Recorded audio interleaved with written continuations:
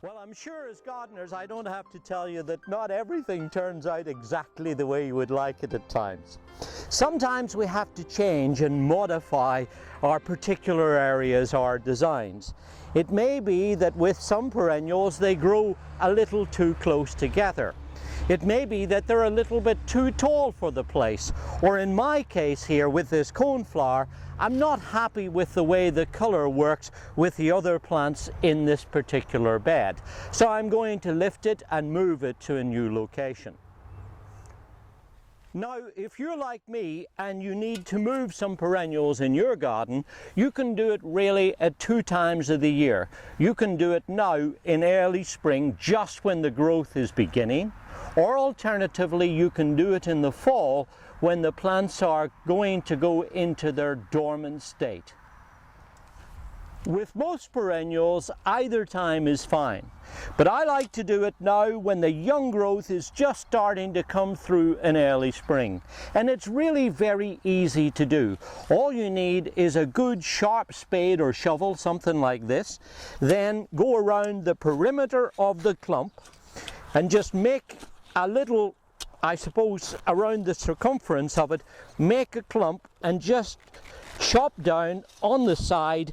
Make sure you get underneath the clump, get round, and you'll find that you'll lift a nice big chunk of soil like this that you can put into a tray or a wheelbarrow, something like that, and then move it to its new location. Then when you've decided on the new location, dig a good generous sized hole that's about 1.5 times the size of the root ball. Add in some garden compost or planting compost in the bottom of the hole. Perhaps sprinkle a little bit of general fertilizer into it to improve the nutrient, though if you buy a planting compost it will already have nutrient in there. Then just mix up the soil and the compost a little in the bottom of the hole, and then take your new clump that you've just moved and position it in the center of the hole, making sure that it's about level with the surrounding soil, and then just backfill with a little bit of the soil and some of the planting compost. Just mix it in like so.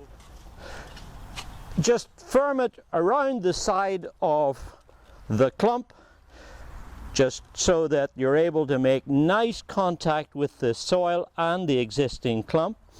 And it's also a good idea just to leave a little planting depression, a little pool, so that when you water it, it's able to soak into the clump. Now it will grow away nice and get established, but it's a good idea to keep an eye on it and water it if it turns dry. Particularly in early summer, we tend to get a couple of weeks when it's dry, and that's a critical phase. So just keep watering, perhaps add some mulch around the top of the clump just to help hold in some moisture in the soil. And you know what? That's how easy it is to move and transplant perennials. Now there's more information on our website, gardensplendor.com. This is David Wilson. Enjoy your gardening. It's good for us and it's good for our environment too. Garden Splendor.